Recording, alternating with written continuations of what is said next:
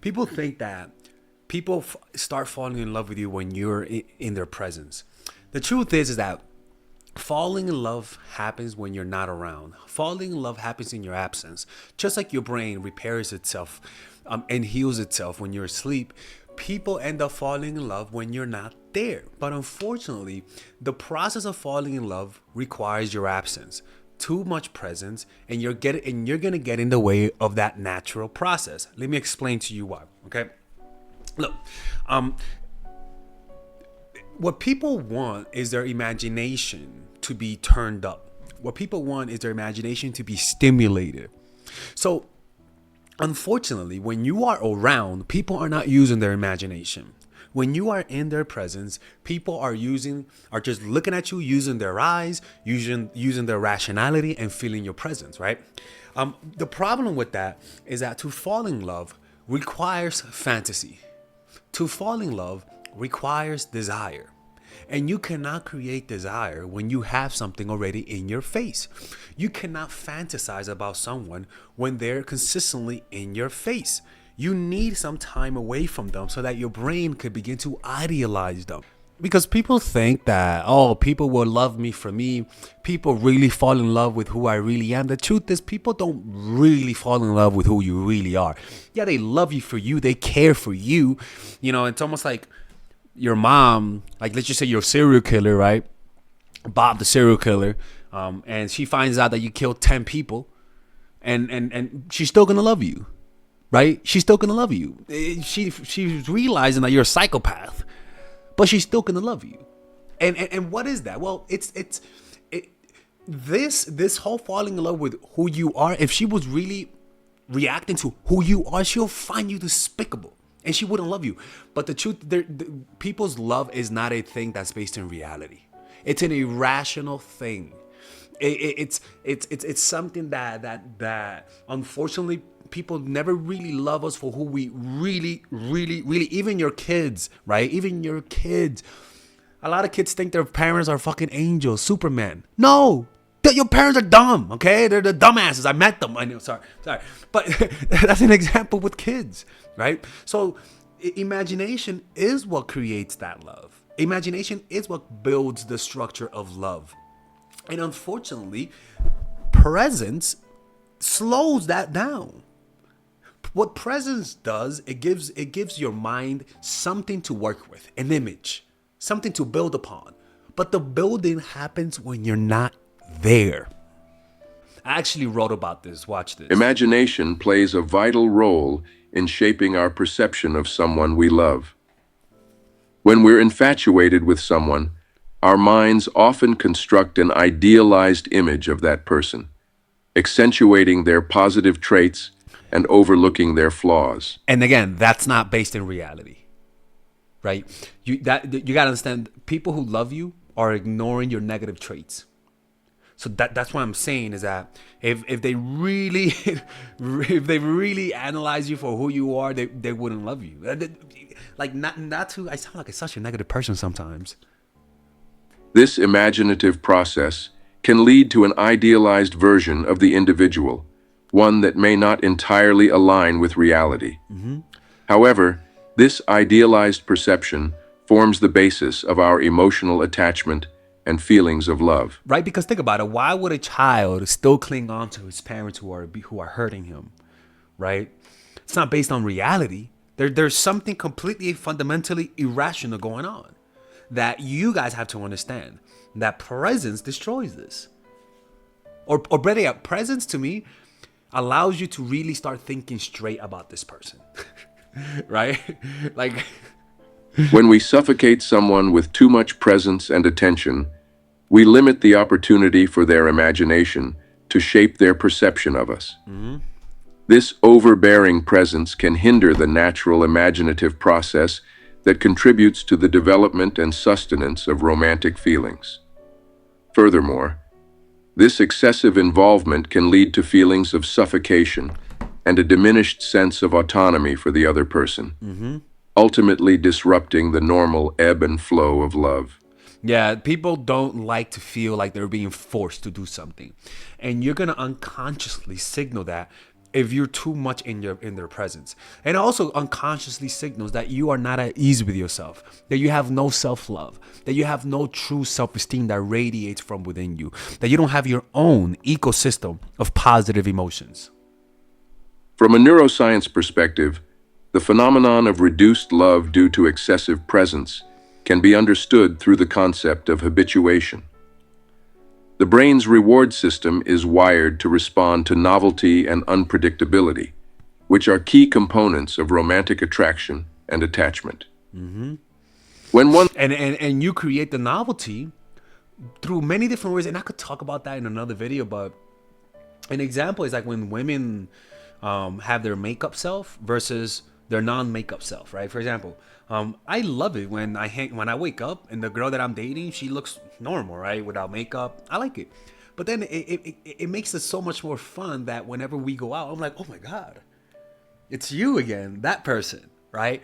That the Cinderella effect. That's an example, or even for guys, right, where we have that Cinderella effect. I think we do. Yeah, we do, right? Where we have different looks. A perfect example of the Cinderella effect is David Bowie, right? For guys, where David Bowie dressed completely different, and he looked like a completely different person based on what he dressed. If you go Google David Bowie face, you'll notice that he does this. Let me show you. Right? I want to show you here because David Bowie, right? Notice how he looks completely different based on how he dresses. Look right here. All of these look completely different people, and the only thing that he is doing is dressing different, right? So literally having a masculine way of dressing, and then one day maybe a feminine way of dressing, and then maybe one day you're like just completely different styles produces this effect. one's presence becomes constant and predictable, the brain's response to their presence. When one's presence becomes constant and predictable, the brain's response to their presence may diminish over time. This is akin to how repeated exposure to a stimulus can lead to a decreased physiological response. Like, for example, I have ringing in my ear, which sometimes doesn't annoy me, but I've gotten to the point where sometimes I don't even notice it, or sometimes I have like the dots, the thing that move, the black dots in your eye, floaters. I don't notice it anymore. Before I used to. And sometimes when you are consistently there, people stop noticing your uniqueness, your beauty. You know, it's just human nature, and you have to understand that.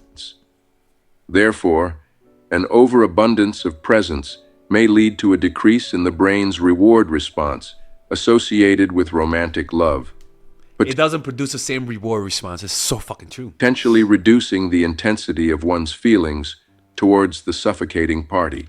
And so to fix that, you just have to give them space.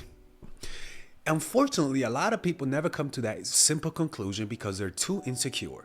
They don't even want to think about the thought of leaving them or giving them space because they are afraid that if they give their lovers space, they're going to find somebody else who's better than them.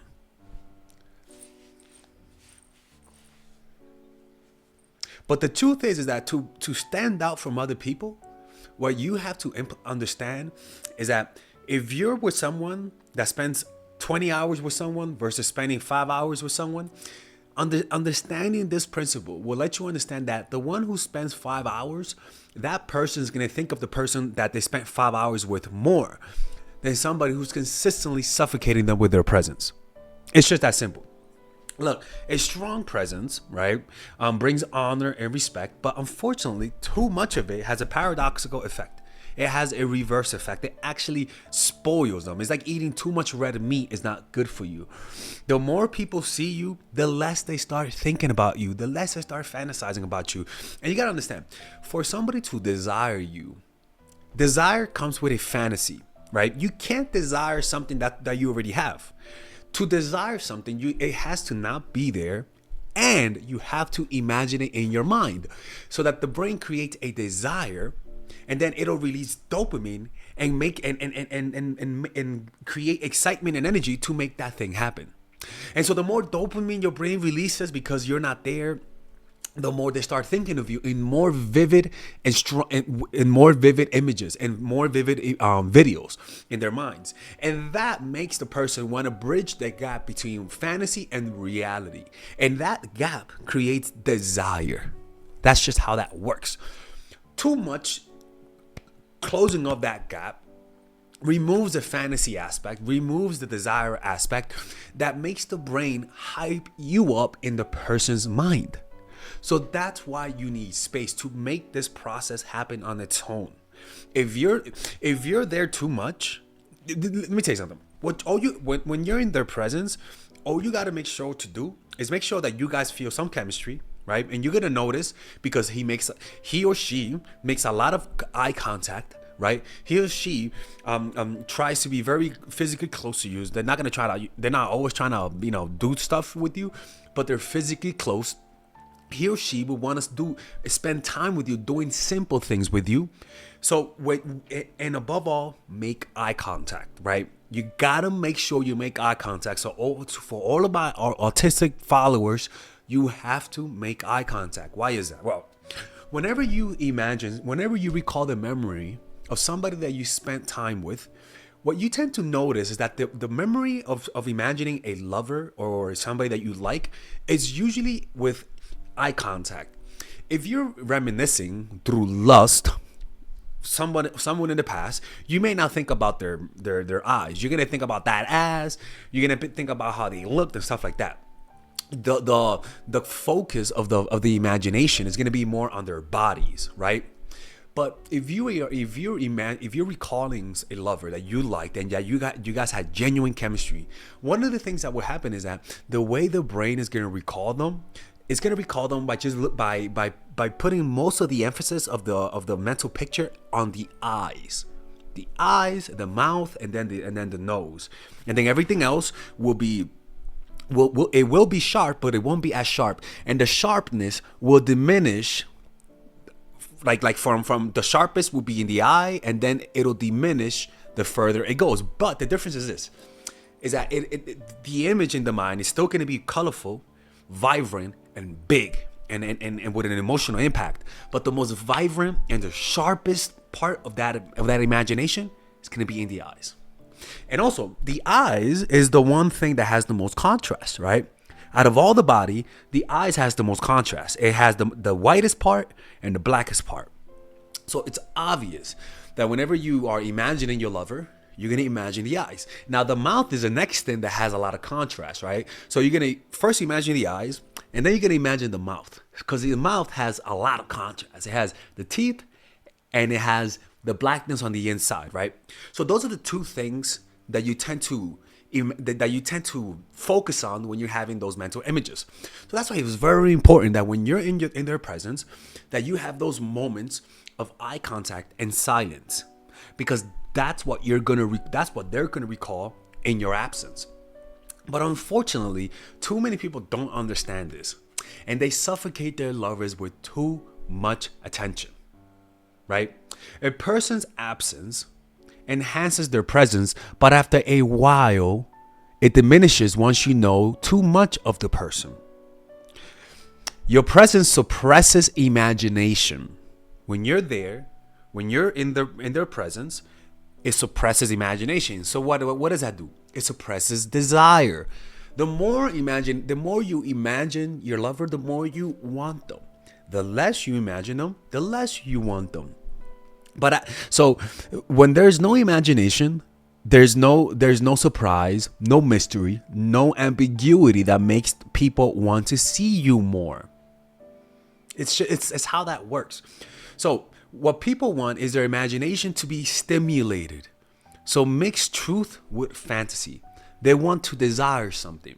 So that's why and it's actually even better if when you're in the presence, you dress in a way that represents a stereotype.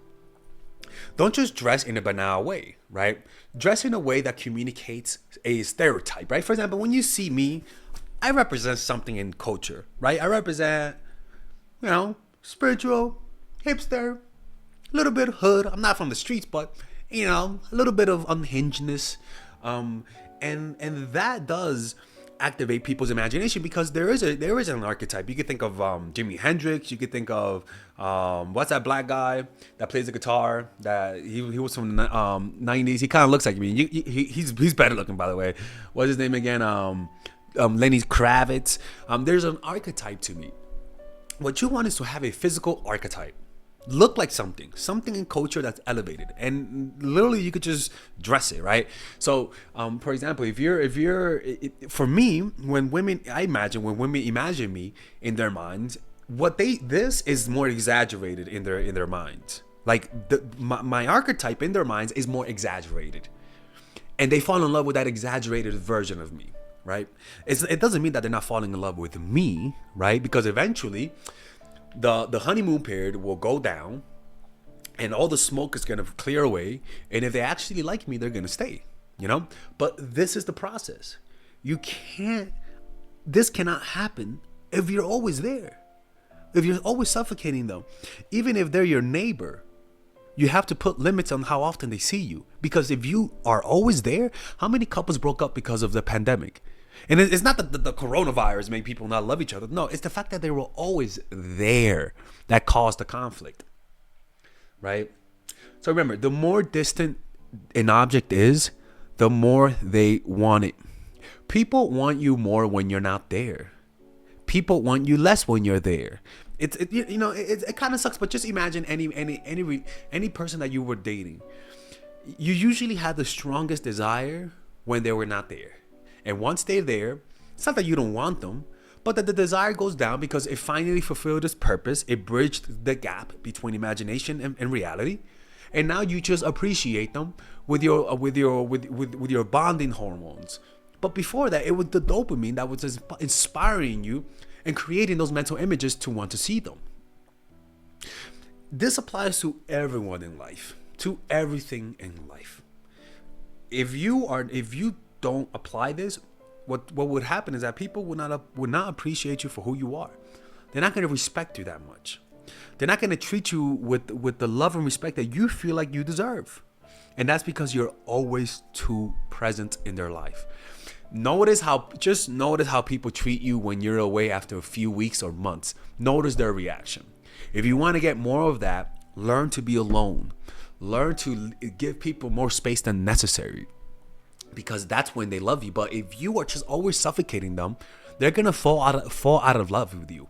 They're gonna get tired of you. They may not tell you now, but over time, the debt is adding up in interest rate. And one day they're gonna wake up and just be tired of you, just be bored of you. We just bored them too much with our presence.